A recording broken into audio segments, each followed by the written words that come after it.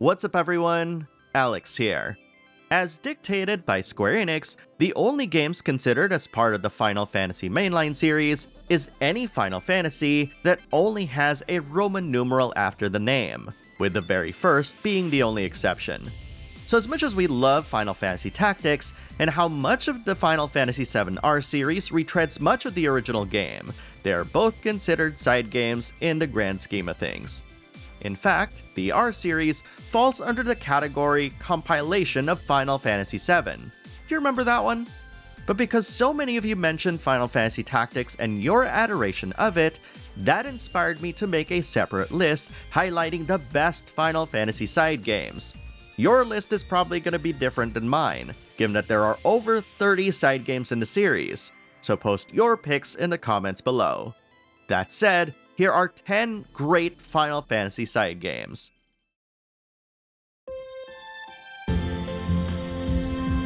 Dissidia 012 Duodecim Final Fantasy is the best Dissidia game ever made. That's because unlike the first title in the subsequent team-based arcade game, Duodecim has an epic story that involves many of our favorite Final Fantasy heroes and villains. For those who have never played the Dissidia games, it's a 3D fighting game that has two meters: Bravery and HP. Bravery acts as a sort of armor for the player and your opponent, and it's your goal to whittle away at this armor so that you can damage your opponent's HP meter directly. This meant that battles wouldn't be over quick, but would last just long enough to allow for players who use the game's turn-based mode, and yes, this has that, to defeat their opponents. If Square Enix decided to port this game onto modern consoles, I wouldn't even blink. I would get this game right away. And of all the Dissidia games, this is the one that deserves to be on this list.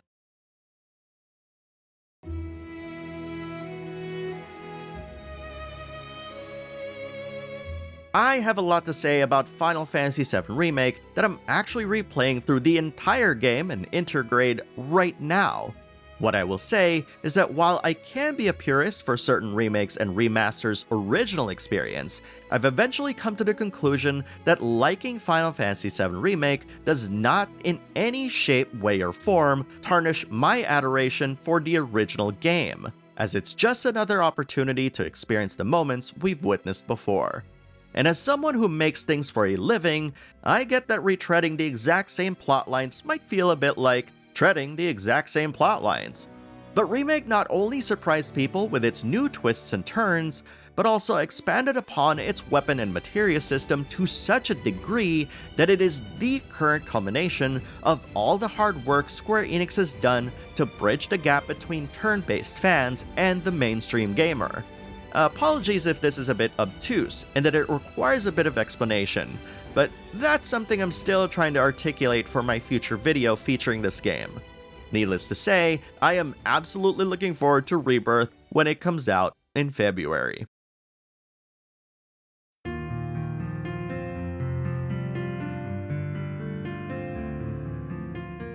What I'm about to say isn't part of my script, but every time I hear this song, my heart swells.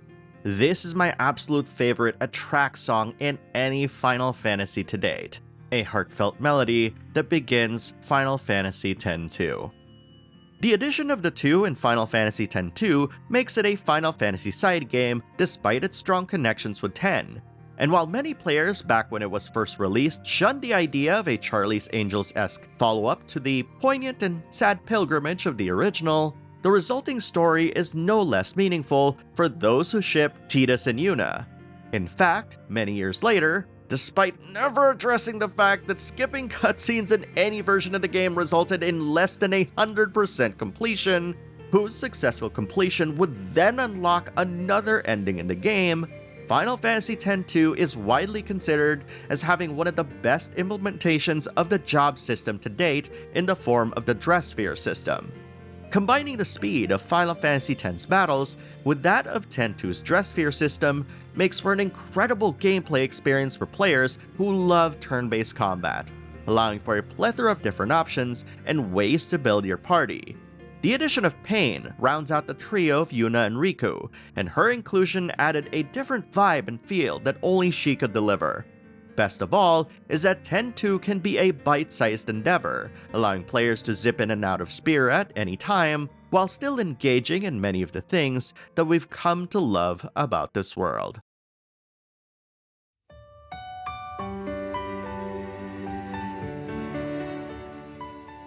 I'll admit that when I first saw World of Final Fantasy, I underestimated it due to its more childlike art style. And while there are undoubtedly elements of the game that are lifted from other monster capturing games, where World of Final Fantasy excels is its ability to let us re-experience the series' beloved characters and worlds in a different light than, say, the Dissidia series.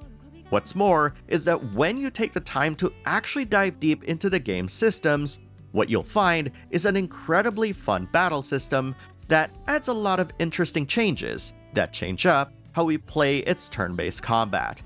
I love how the game manages to utilize a chibi art style inspired by earlier Final Fantasies in such a way that's creative and fun to look at, and incorporating it as a gameplay mechanic. I remember when I was a kid, when I was frustrated with a fight in an earlier Final Fantasy, I would say, I bet if they were actually full size that they'd be able to take a lot more beating. So imagine playing World of Final Fantasy and finding out that this rings true.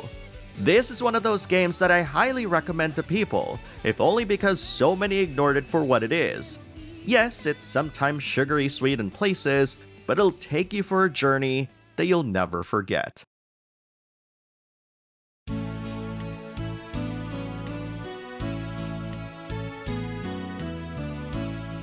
So, Final Fantasy Legend 2 was not actually developed as a Final Fantasy spin-off, but given how this was how we were introduced to this title, I will be considering as such.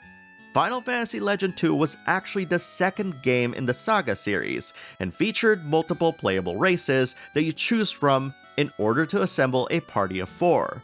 What was unique about this game is that every single attack was considered a consumable, so you could potentially run out of ways to attack if you don't stock up. And while that might seem like a pain in today's modern era of convenience, the attacks were quite cheap, and it became easy to stock up on them. That is, of course, if you knew the weird trick that I found by rummaging through the game's trash bin that bumped your party stats, which makes some of these a bit trivial. But this well-documented bug can lock you out of your progression, so I suggest looking it up before you use it. And when I discovered that the game was actually one of the early SaGa games and that it was remade for the DS in 3D, I was floored. And once again, if Square Enix decided to port this 3D remake onto modern platforms, well, I'll be on board immediately.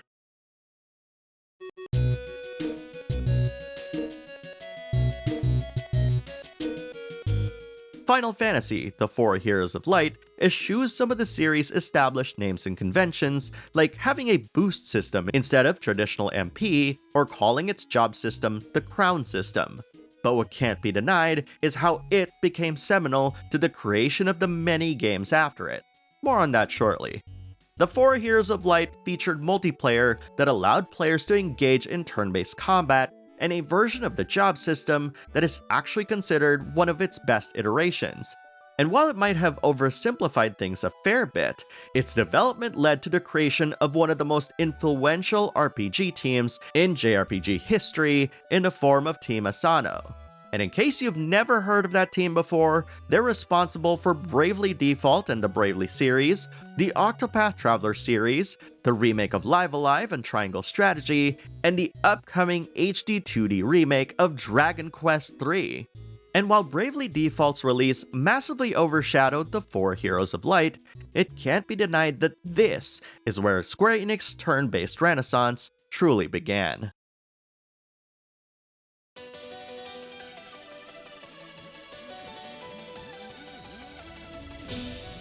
As you can probably tell, some of my favorite Final Fantasy side games often take us on a journey through the series, and one of my favorite ways to do so is through its music. With so many incredible songs at your disposal, it's just natural then to see a Theatrhythm on this list. But I'm highlighting Final Barline because it is the most addicting game in the series. In the past, I've praised its predecessor, Curtain Call, for having more in-depth RPG features than Final Barline. However, what Curtain Call doesn't have is the ability to play it locally with other people, as well as its massive library of downloadable content from other titles like Chrono Trigger and Live Alive, all the way to the recently released Final Fantasy XVI. And to go through a journey through these Final Fantasies through song is a sheer joy, especially when you consider the incredible cast of characters you can pick and choose to play with. And given how much more importance is given to party composition to defeat some of the tougher challenges in the game, it only gives Final Barline this sense of replay value that'll make you want to keep playing over and over again. I've revisited it multiple times this year, not only to check out the new DLC, but also to level up some characters. And with its incredible history of amazing music accompanying your gameplay, who wouldn't want to keep revisiting this game over and over?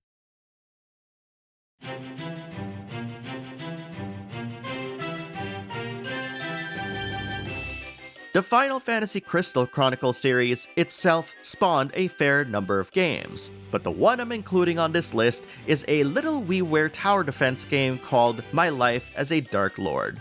As you might expect, this game casts you as the villain, in a manner of speaking, forced to bolster your tower's defenses to ward off adventurers trying to defeat you. You'll have a horde of classic Final Fantasy monsters at your disposal, while managing resources and creating combinations of traps and attacks to prevent the many Warriors of Light from overthrowing your domain. And keep in mind that there are plenty of tower defense games that Square Enix has made over the years, but none has been as imaginative and of the same production value as My Life as a Darklord. Speaking of stepping in the shoes of a Darklord, looks like chaos has been waiting for us. What was marketed as an edgy retelling of the original Final Fantasy, only the players who have played through Stranger of Paradise Final Fantasy Origin know of its true nature. The game casts you in the role of Garland, Jack Garland, who many Final Fantasy fans know eventually turns into Chaos, the game's ultimate bad guy. And if this is a spoiler for you, all I can say is that it's been 37 years since its original release, and that it's not that big of a spoiler. Needless to say, Garland's obsession with killing Chaos, aka himself, is a ridiculous setup for what is absolutely a wild ride, and it is. Through action gameplay, you're able to mix and match different jobs together, equip armor with such depth that's been missing from modern Final Fantasy games. And that's not a knock. You can create some startlingly amazing builds with the game's armor and job systems. But what's really my favorite feature of Stranger of Paradise is the ease in which you can pair up with players. Unlike any Souls or Souls-like game out there, all you have to do is set up a lobby, invite your friends, and they'll play as the other party members in your group. Simple as that. This makes Stranger of Paradise, apart from the MMOs, one of the best multiplayer Final Fantasies to date, even if it is a side game. And that's not even talking about its heart-wrenching story. Yes, you heard me. Heart-wrenching. Makes you curious about it now, doesn't it?